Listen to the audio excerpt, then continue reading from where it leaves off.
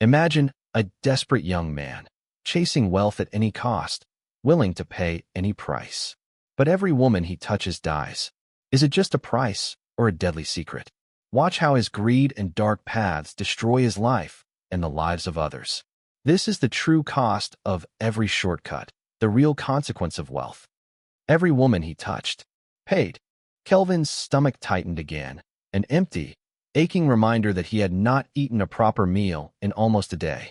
The university cafeteria smelled of spices and fried plantain, but those smells were for people who could pay.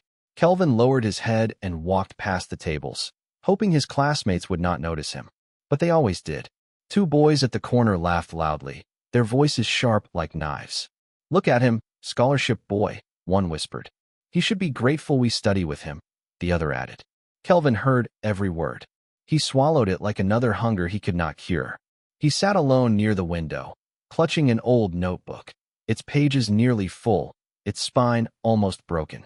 He wished books could feed a body as well as they fed a mind. At night he lay on his thin hostel mattress, staring at the cracked ceiling. The noise of other students laughing, sharing food, and planning outings floated through the corridor. Kelvin stayed still, afraid that moving might make his hunger louder. His mother's voice echoed in his memory, soft but exhausted. "We are trying, Kelvin. Your fees, your books. God will make a way." His family had already sold 2 goats to pay the last semester's debt. His sister stopped school so Kelvin could continue. He carried that weight like a sack of stones on his back. He turned to face the wall, pressing his forehead into the pillow. If education costs this much pain, is it still worth it? He remembered the village he came from, dusty roads, a leaking roof, and hope that came only in small pieces. Kelvin was supposed to be the answer. He was supposed to change everything. Yet here he was, hungry, humiliated, and unsure. The wind outside the window pushed against the glass. Kelvin imagined it was pushing him forward.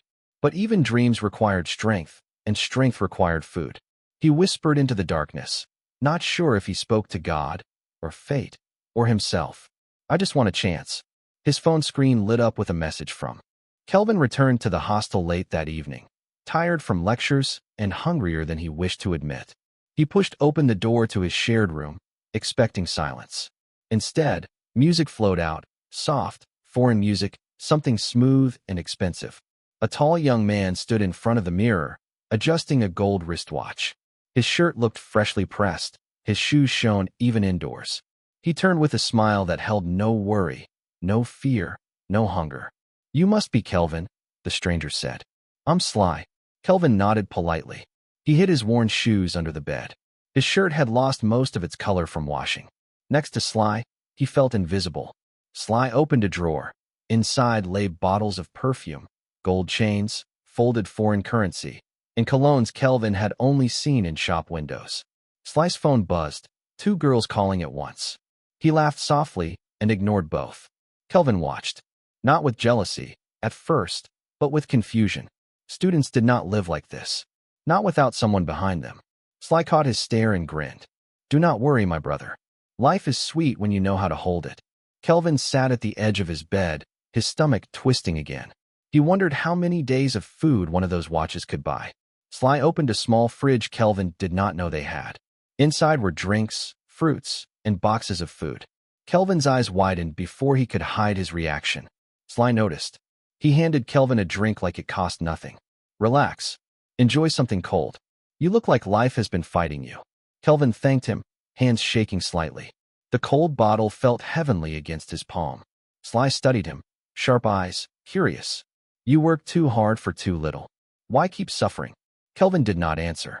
What could he say? Sly walked closer, lowering his voice. "There are faster ways to live, faster ways to earn. Women, my brother, love confidence, and confidence opens doors." Kelvin frowned. He understood the suggestion, but he did not want to believe. The night in their small hostel room felt too silent to be normal. A single bulb flickered above Kelvin's head as he sat on the edge of his bed, textbooks open but unread. His heartbeat was louder than anything written on those pages. Across from him, Sly lounged on his own mattress, legs crossed, gold chain resting on a chest that had never known fear. He scrolled on his glowing phone, laughing softly at something on the screen. Kelvin finally turned toward him. You said there are faster ways, he whispered. Sly looked up, eyes bright, dangerous, persuasive. He sat forward and lowered his voice like a man sharing sacred truth. Kelvin, there is something called Yahoo. You use the internet. You talk to wealthy women in Europe and America. You pretend you love them. You make them believe you need help, and they send money. A lot of money. Kelvin swallowed hard. Women? Love? Lies. His stomach twisted. Sly continued, almost excited. Some boys buy cars in 2 months. Some send money home like kings. They never suffer again. Kelvin shook his head slowly. But it is cheating. Sly smiled without guilt. It is life. In this world, someone always pays. A long pause filled the room. Kelvin imagined his mother's tired eyes, his father's empty pockets, the hunger waiting for him tomorrow. Sly leaned closer. And that is just the small doorway. There is something deeper. Some boys go into rituals, spiritual deals. You give something, you gain wealth. You choose how far you want to go. Kelvin froze. Rituals? His voice trembled. People die because of that. Sly shrugged. People die because of poverty too. The words cut Kelvin like a knife. Is this how success is bought now? Sly tapped his phone again and flipped the screen toward Kelvin. Images of cars, foreign currencies, hotel rooms, luxury in colors Kelvin had never touched.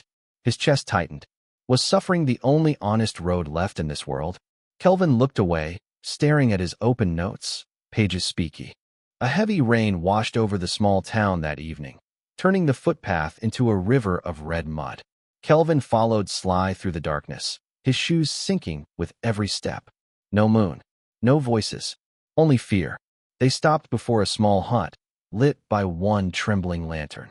Inside waited an old man, eyes sharp, fingers stained with herbs and smoke. The air smelled of ash and something darker. Kelvin's breath shook. His hunger, his pain, his parents' empty prayers. Every suffering had led him to this door. But now that he stood inside the room, he wanted to run. The juju man spoke first. You seek wealth, he said quietly. You seek speed. You seek power. Kelvin did not answer. He only nodded. The old man placed a small wooden bowl on the floor. Inside it was dark liquid, thick, strange, frightening. Sly stood behind Kelvin, silent, like a shadow encouraging sin. The man began to chant, voice steady, as if he had done this for many lost boys before. He cut a small line across Kelvin's palm, just enough for pain to wake him. Kelvin gasped. His blood slid into the bowl. His heart wanted to escape his chest. Was this how destinies were rewritten? The old man lifted the bowl to Kelvin's face. With this blood, he said, you will never be normal again. Kelvin trembled. The words struck him harder than the blade. From this night, the juju man continued. Every woman who gives you pleasure will give you payment. Kelvin blinked, confused. Payment? The old man's voice hardened. She will lose something. Her health, her peace, her life. You will rise because she will fall. Kelvin's stomach twisted. He felt sick. His voice broke. But why women? The man did not blink. Because beauty feeds fortune. Desire feeds sacrifice. Wealth must drink from somewhere. Kelvin looked down at his hand, still bleeding. His mind raced. This is wrong. This is evil. But then another thought crept in, slow and poisonous.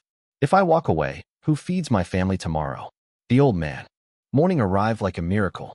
Kelvin, who had gone to bed with fear and trembling, woke up to a phone filled with credit alerts. Zeros. More zeros. A wave of money that looked unreal. For a long moment, he sat motionless, staring at the screen. This was not luck. This was not blessing. This was purchase, payment, dark agreement returning profit. He rose quietly from his bed, washed his face, and stared into the mirror. He no longer saw the hungry boy. He saw a young man with opportunity in his hands. Soon the transformation began. Kelvin bought new clothes, clean, sharp, expensive. He bought shoes that clicked against the hallway floor, announcing his arrival. He upgraded his phone, his watch, his style. On campus, heads began to turn. Whispers followed him. Is that Kelvin? How did he change so fast? Girls who once ignored him now paused to smile. Some giggled. Some asked harmless questions. Some came closer than they needed to. Kelvin felt a strange excitement growing inside him. People wanted him. People noticed him. Their admiration felt like warm hands around his pride. He walked into a cafeteria where he once sat with empty pockets. This time, he paid for meals without looking at the price. He even paid for others. Laughter surrounded him. One girl leaned forward and said, "You should join us tonight. You look different." The invitation stirred him. Attention became fuel. He wanted more. But beneath the excitement, something moved like a shadow. They don't admire me. They admire the money. Still, he did not stop. He could not stop. The wealth arrived too fast, too sweet, too powerful. Kelvin began to walk across campus like a king. Boys asked for advice. Girls asked for time. Teachers noticed his confidence. But the nights were different. When the lights were off and silence returned, he felt a quiet ache in his chest. Was this joy? Or was this the beginning of burial? One evening, he stood by the window of his hostel, watching students hurry across. She came into Kelvin's life without force, without games, without hunger. Rachel was gentle, a quiet laughter, soft eyes, and a patience Kelvin had never earned. She did not ask how much he had. She did not ask who he pretended to be. She simply sat beside him at the library one evening and said, "You look tired. Are you eating well?" No girl had cared like that before. Kelvin felt a warmth, something deeper than admiration. He told himself she was safe, untouched by the darkness. For days, they walked together after class. Rachel talked about her dreams, her family, her plans to become a teacher so she could help children who felt unseen. Kelvin listened quietly, afraid his voice might break the calm she carried. She held his hand one afternoon and smiled. A small touch, pure, innocent. Kelvin felt his heart tremble. The ritual's warning shook inside him, but he pushed it away. He wanted love, just once. Soon, Rachel began to cough. Not loud, not dramatic, just a cough that returned again and again. Her friends said it was stress. Rachel said she was fine. Kelvin began to panic inside. He sat beside her in her hostel room one night as she tried to drink water. Her hands trembled. "I think I just need rest," she whispered. Kelvin forced a smile, but his thoughts screamed, "What have I done? Please not her." Her strength faded. Her laughter disappeared. Her face grew pale. Kelvin bought medicine. He paid for tests. Doctors shook their heads. No clear cause. Rachel looked at him with frightened eyes one night. "If something happens, take care of yourself. Promise me." Kelvin held her hand with both of his. Tears pressed against his eyelids. How could he promise anything when he was the reason danger existed? Within days, Rachel could no longer stand. She lay still, breathing shallow breaths. Kelvin sat at her bedside, silent, shaking. He did not need a doctor to explain. He already knew. The price was being collected. In her final hour, Rachel turned her head. Sandra's smile was sharp, confident, playful, the kind that could distract any troubled heart. Kelvin met her months after Rachel's passing, when grief had softened and money had hardened in his hands. He told himself he was only looking for company, not love. He told himself the curse was imagination, not destiny. Sandra liked expensive food, bright dresses, and loud admiration. Kelvin supplied all three. He watched her glow under attention, and in that glow, he forgot Rachel's soft eyes and quiet laughter. He forgot warnings spoken in the night. But the pattern returned, small, silent, invisible. Sandra began to complain of tiredness, just like Rachel. Then she coughed, just like Rachel.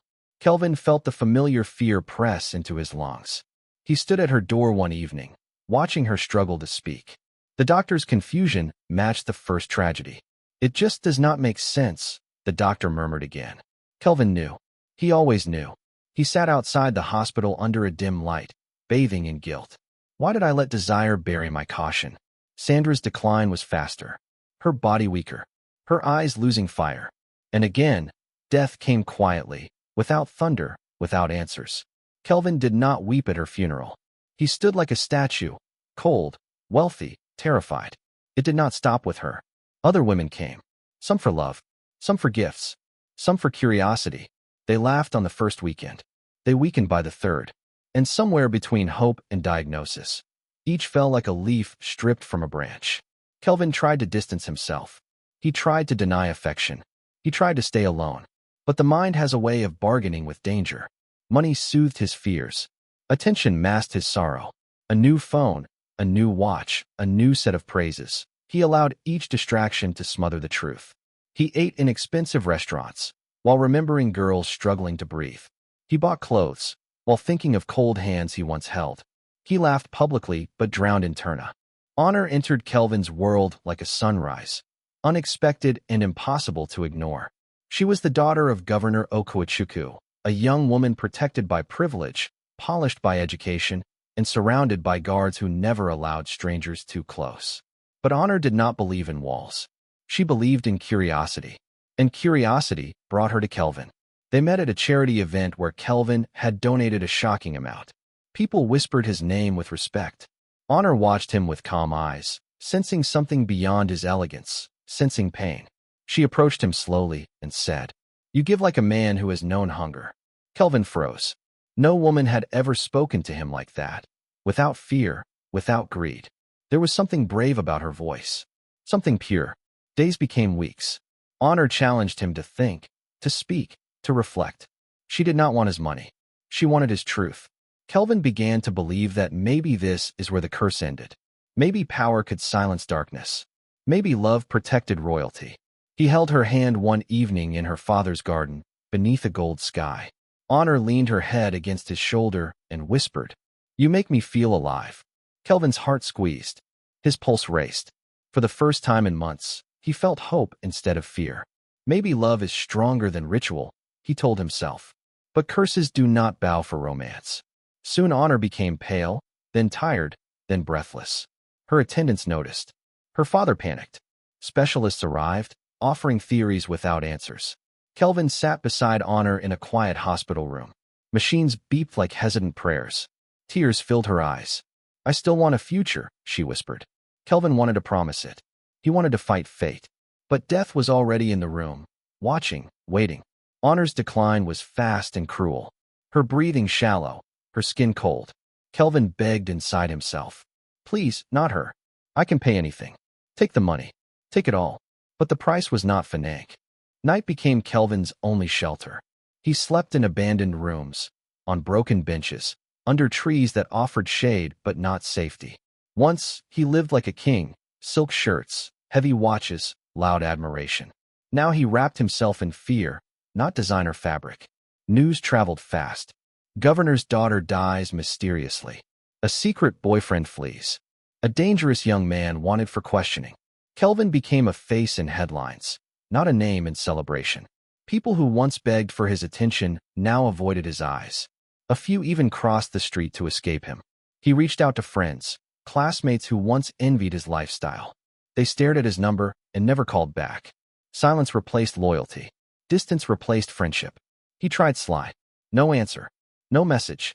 Not a single sign of the man who once promised guidance.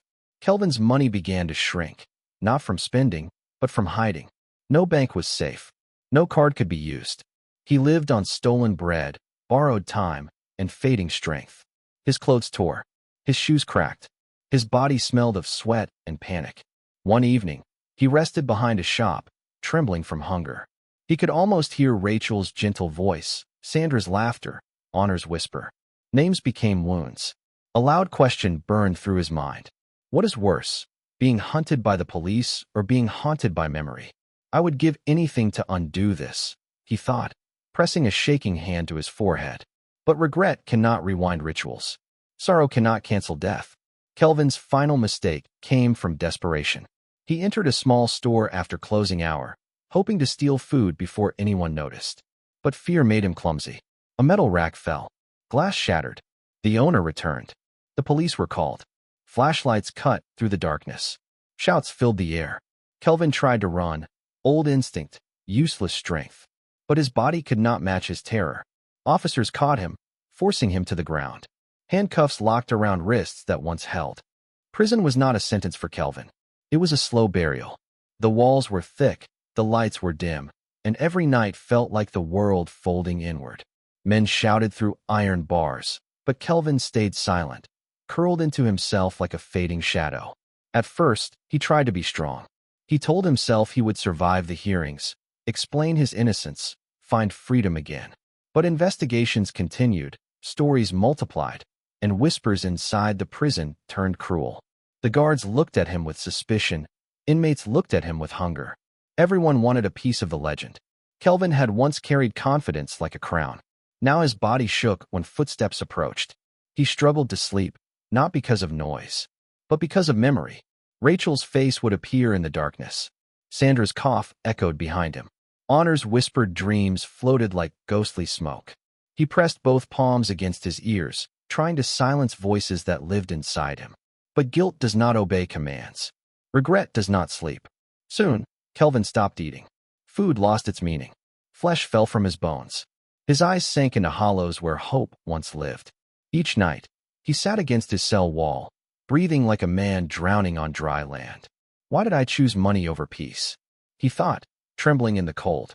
The other inmates stopped asking him questions. They saw the emptiness in his stare. They watched him fold slowly into illness. Weakness in his chest, fever in his skin, confusion in his voice. One evening, he whispered into the dark, "Who can pay back a life once it is gone?" No one answered. Only silence. Only shadows. Kelvin began to hallucinate. He would reach for someone beside him, only to find empty air. He would hear laughter behind him, only to see bare concrete. Shadows shaped like women appeared at the edges of his vision. Were they memories? Were they guilt made visible? Or were they something darker, collecting what they were owed? Sleep became a battlefield he